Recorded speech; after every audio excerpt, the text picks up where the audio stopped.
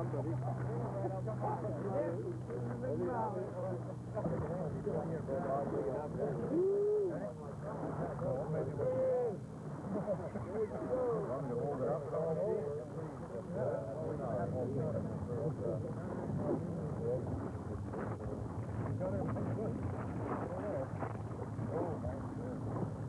Oh, that's 20. There you go, dear. You're looking great. Come down there.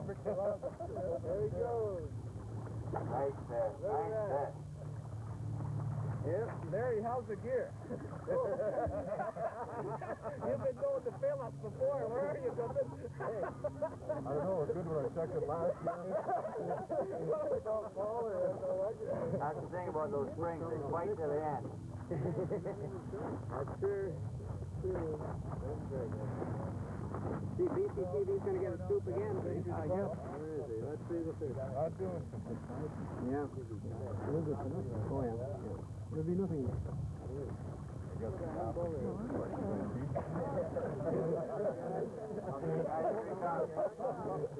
This black ribbon is symbolic that we're mourning that we can't keep it today. We've done our share! We've done our share! Where's those flying? We've done our share! We've done our share! It's time for fisheries to be fair! We've done our share! We've done our share! It's time for fisheries to be fair! There you go, dear. You want to come and get your picture with it? It's yours.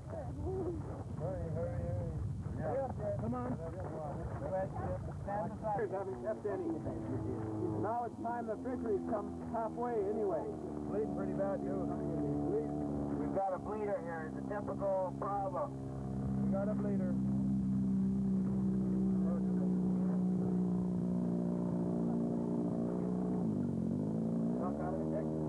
Yeah, looks out of it. That's the one I got fish. Now let it go too soon. Think you're swimming. There you go. Okay. Way to go, Ryan! Way to go! Break the Valley Salmon Society. Shows we're still dealing fair. We're more than fair. More than fair. We want our share. Equitable harvest, we're talking about the same thing. Yeah. 730 fish prior to the 1st of January 1980. We're talking 10 to 20 fish with a 12-month fishery right now, and I don't think that's unreasonable. When you take a look at some of the numbers that are being caught recently at the mouth of the Fraser River.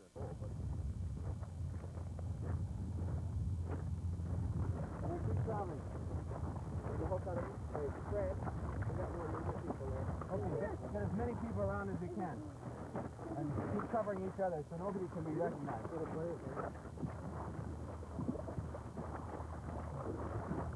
This fish is a bleeder. Bleeding now. Definitely bleeding. Oh, my God, he's bleeding. Okay. Oh, my God, he's moving around. Keep milling around me, all right? DJ, I want to hide behind that.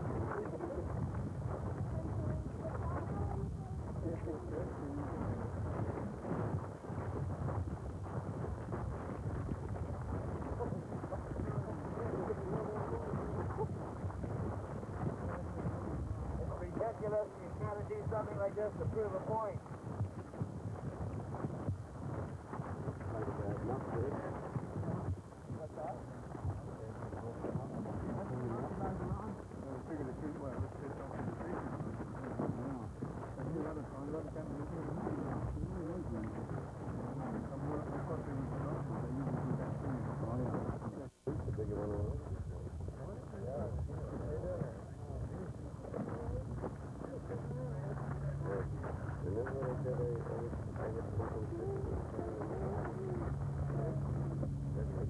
And some communication going from them. They didn't have the decency to come out and talk to us today.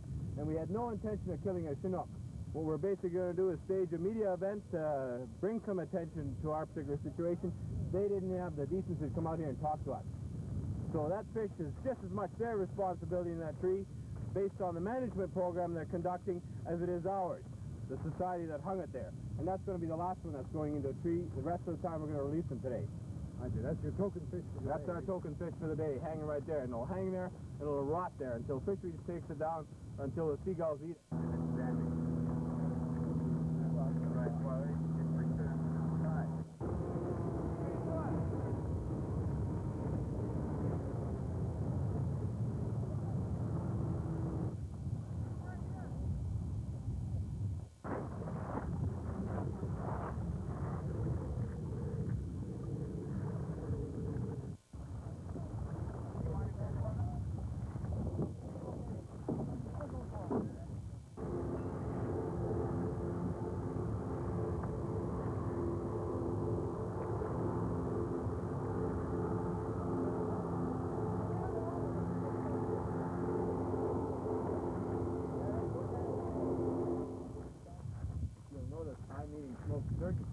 Oh,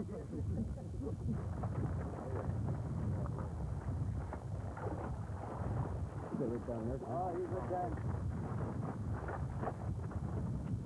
About 15 pounds? A nice fish. Probably still a real life left in you, but take a note of some of the yeah, right. Oh, is that ever a nice bright one, too? Green ginger. Fellows, here's ample proof that we do care. What this is all about is we're doing our share, okay? We do really, truly care. And that's what we wanted to do today with all the fish, but we weren't given that opportunity. Look at him bleed. Oh, look at him. He's hooked. He's gonna die. No. Oh, yeah. He's gonna die. That's another complaint we have about the fact that a lot of the Chinook that we release end up being hooked in the gill structure, and they really don't have much of a chance. Let him go. Here's an example. You'll notice the blood. Look at him bleed. Now that's a dead This fish. fish will die. That fish will definitely die. There's no way that this fish will live. Now, a reasonable limit would allow somebody to take that fish and save wasting that's a total waste. Look at it bleed. Now that's what we mean by a bleeder. That's a bleeder. There's a fish that's going to die, and the law-abiding angler has to release this fish. Even against his moral judgment, he has to make sure that that fish goes back into the river to rot. Ridiculous. Look at the blood. But if you know that you're not supposed to be fishing. The jack, see, the small. 20 inches. Up to 20 inches.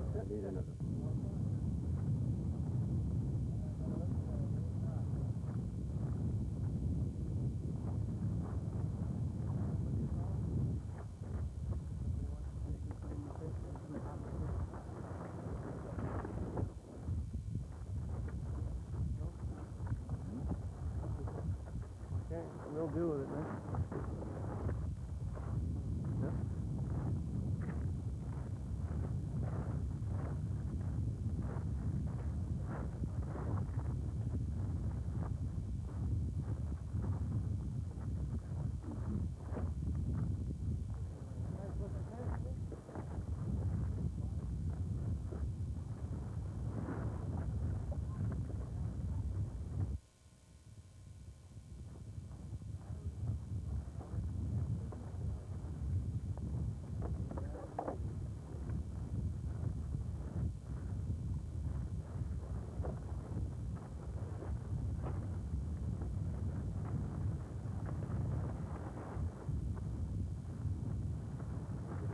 Yeah, you want to come over?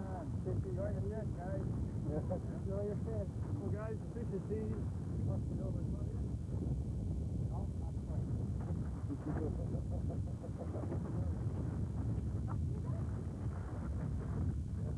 When we boarded.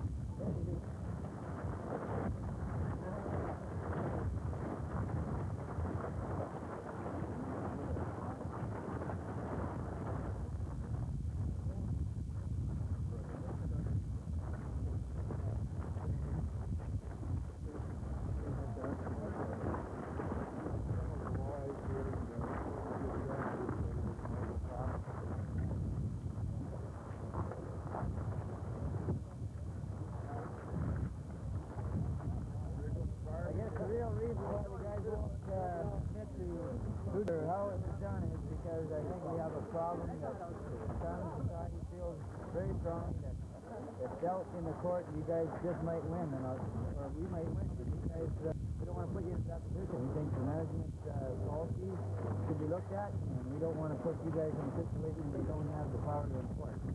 We are for enforcement. Absolutely. We're on your side. We just want to get back at the negotiating table and deal with the situation out here. It's pretty obvious there's a lot of frustrated people out here. And that's the bottom line. The sooner we can get at it, the better. Doing that, there's absolutely no reason for it, other than the Department of Fisheries will not let us do it.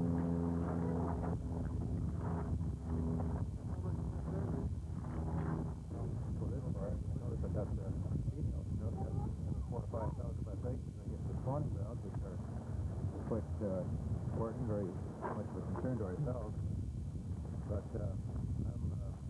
I'm prepared to sit down and continue to work with your group, because I think you've got an excellent group here, and I've enjoyed every minute of this very time that we've got together. I think these issues can be resolved, but as long as we have a conservation issue, you know what the Department of State will have to be. But if there are other ways of resolving the issue, and we can work with it, we'll definitely do that. One of the things I'd like to point out is that fish that was killed was a bleeder, and I feel very strongly that this would have died anyway.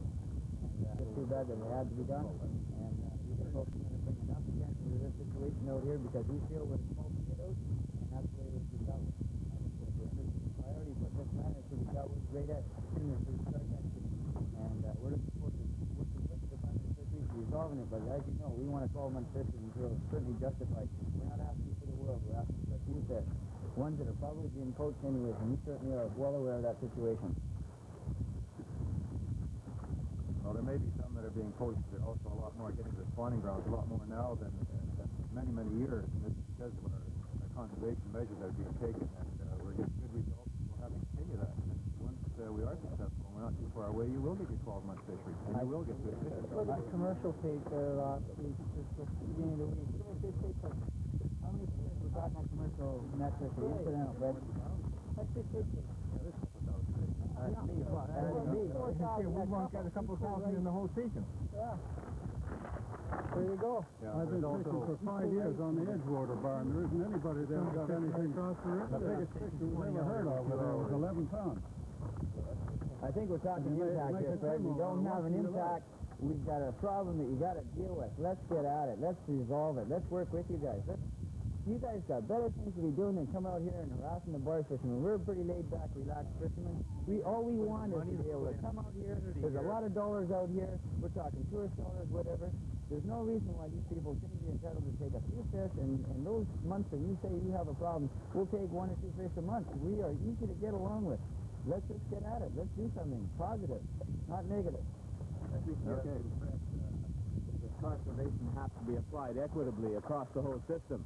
You can't single out one user group and ask it to bear the bulk of the conservation effort while the rest of them are harvesting. Certainly there's some user groups that are feeling the effort of conservation, but there is no user group singled out the way the Fraser River sports fishermen for Chinook is being singled out at the present time, and I don't think you can deny that. I don't think that's entirely true, because the other user groups have made really substantial contributions. And you think 30 years ago, the commercial fishermen fished 180 days a year in the river. This year, they're down to maybe 7 days. Now, that's a pretty substantial drop. And that's partly their contribution towards the Chinook conservation. But look at the equipment, modern equipment they've got today. What they've taken out of the river, like last Tuesday, compared to what they'd have taken 10 years ago, you can't compare that. Because of the modern equipment they got now, technology.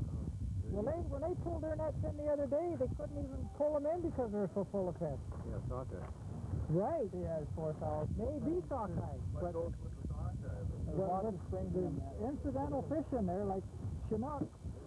And there's no reason why we shouldn't be allowed to use them.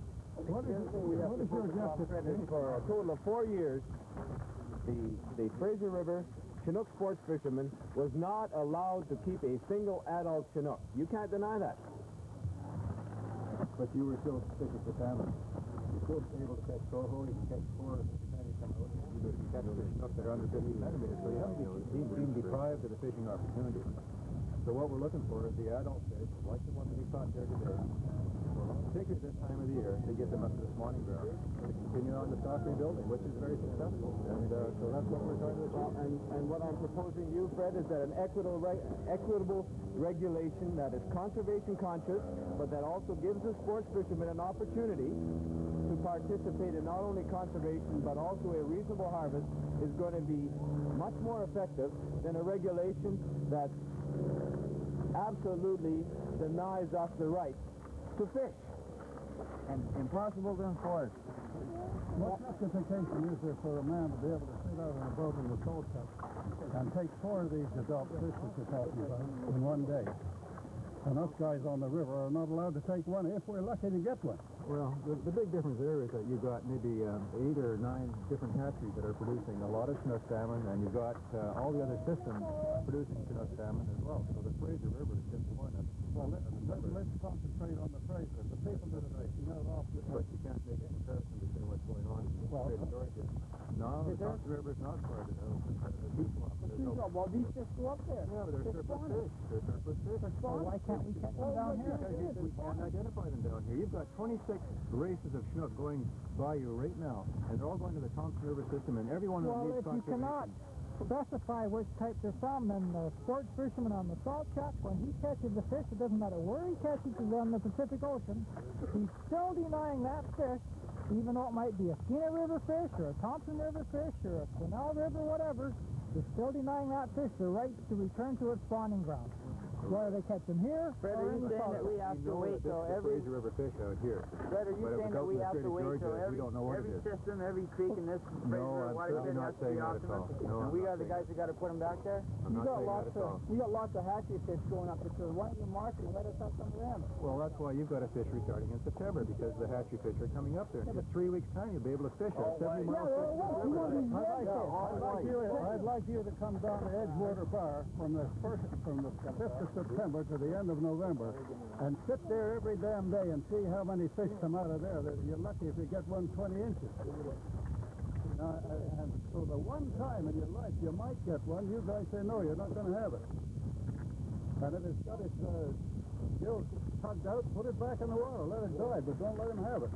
Well, I think you can't deny that at the present time, today, right now, with the current regulations, we're the only user group on the Fraser River that is not allowed to retain a Chinook.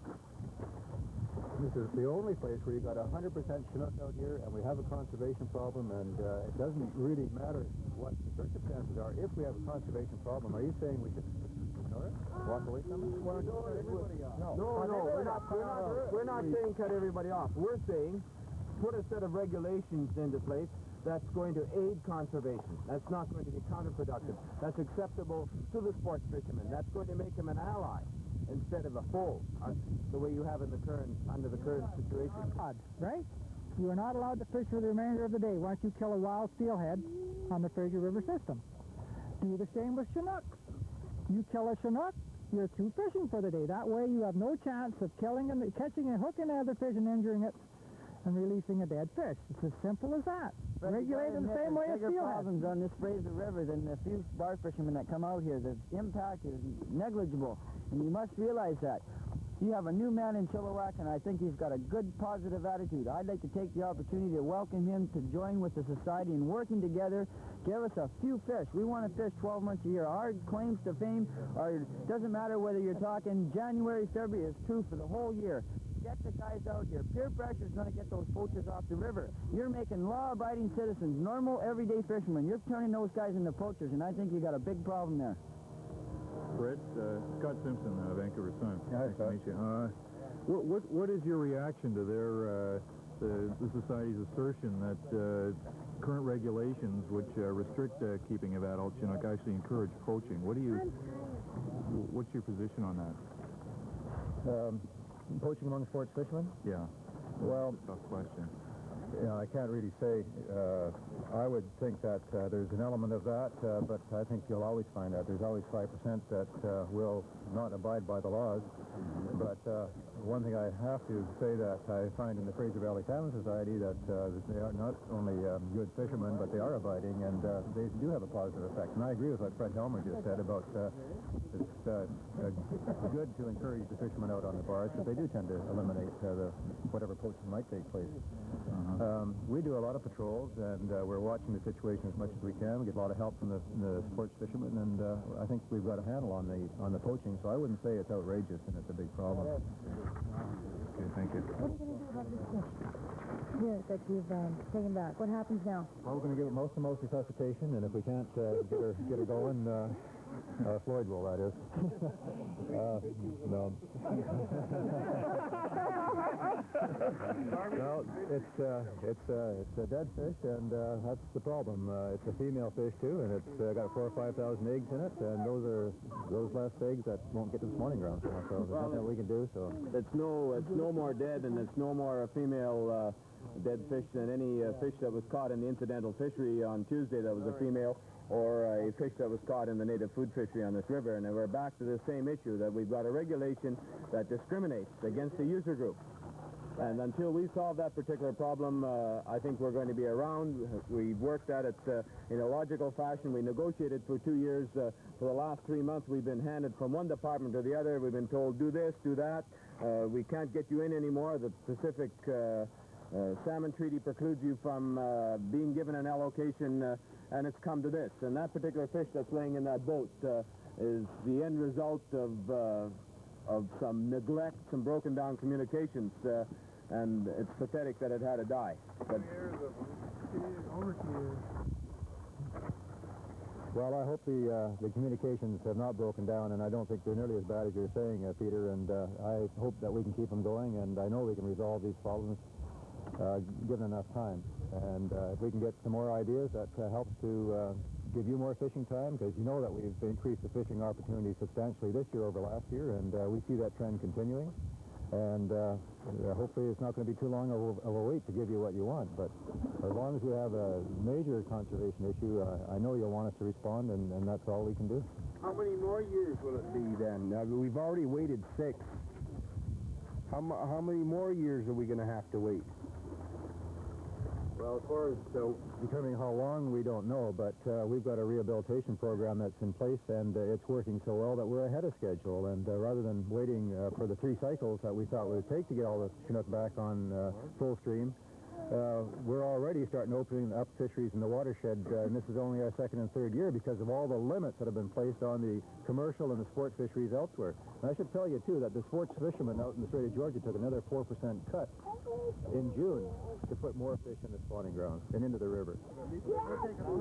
at least they're getting some. They're not just catching Fraser River fish. They're catching hatchery fish. They're catching U.S. fish. You know, it's a mixed stock fishery out there. We've got 100% Fraser River fish out here. Well, your hatchery spring salmon are not, or your Chinook salmon are not marked. So there's no way we can tell the difference between a wild and a hatchery Chinook in the Fraser system, because none of them are marked at all. Oh, yes. Yeah, they're marked. There's substantial numbers. You want to pay the price to mark them. No. What's the reason why the fish stocks are down, Fred? Is it the bar fishermen? The Chinook salmon? Yeah. Why are they down? For a whole number of reasons. And why are they coming back? Because of the conservation measures that we've got in place. Bar fishermen makes any difference? I think any fisherman can make a contribution to the conservation needs that are required out there right now. And every fish that gets to the spawning grounds is another fish that's going to produce several hundred juveniles, and you get more adults back. And we done more than our share. You're doing your share. I think it's more than our share, because when you see all the fish, I go down to Bradner, to the ferry crossing there, and watch the fish come in there. You know, just tons of females, and by my roll there, you know, and you can't say that they're helping the conservation effort. We're spot in the bucket. Regulation, an equitable 12-month fishery, and you'll have among the best supporters for conservation. Peter, I'll take you up on that. We'll work to resolve these issues as fast as we can, and we want to keep up the communication links, and I'm prepared to sit down with you in the immediate future and continuously until we can work out the ways to try to get you up into more fishing situations, and also to help us out on the conservation issues. And your offer to look after on your peer pressure with the poaching situation, we'll take you up on that. We'll work with you in every way we can. Well, we want a few fish for it. Yeah, not. Well, I think you know, I strongly believe, Fred, that what we did today was necessary. It certainly, for many of us, wasn't a very pleasant situation. A large number of the people here are law-abiding sports fishermen. They're all law-abiding sports fishermen here, and many of us felt very, very strongly about coming out here. Many of us felt even more strongly about the Chinook hanging on the tree out there. I really asked myself, would you have arrived here today if we hadn't hung a Chinook out there? I've got a deep gut feeling that you wouldn't have. And maybe it took that particular fish, and those 5,000 eggs maybe died for a very, very good cause. Because in having 5,000 eggs die, we may be able to save 500,000 eggs by some sensible regulations, some good feedback back and forth, and some participation, both by the management and by the user group. And I thank you for coming out, Fred, on behalf of all of us, and I thank everybody here for coming out. Okay, well, thanks, Peter. Yeah, it is a shame that we had to sacrifice a fish for this, but I've always been willing to come out in the past, and my offer is there. Let's barbecue the son. Yeah? You got the rack? That barbecue's the other end, they're looking at her. Yeah, I noticed there's one down there. Well, we had no intention of killing anything. Fishing regulation, the opening regulation, and a news article from the Sun. Can you do that for us? That way we won't have to wear ourselves out walking on this gravel. $5 fish a year, 20 fish a year. A lot of water. Yeah, that other a lot of thank you. There's some problems with the